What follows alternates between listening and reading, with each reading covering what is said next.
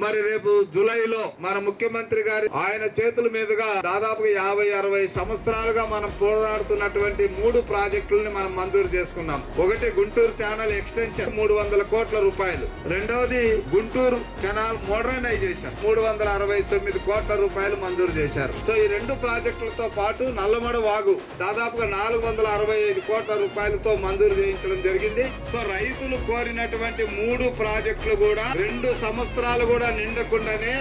కూటమి ప్రభుత్వంలో మన ముఖ్యమంత్రి చంద్రబాబు నాయుడు గారి నాయకత్వంలో, పవన్ కళ్యాణ్ గారి యొక్క సహచర్యంతో, మోడీ గారి యొక్క ఆశీస్సులతో అనాదిగా ఎప్పటి నుంచో ఎదురు చూస్తున్న 3 ప్రాజెక్టులు కూడా మంజూరు చేశామని తెలియజేయడానికి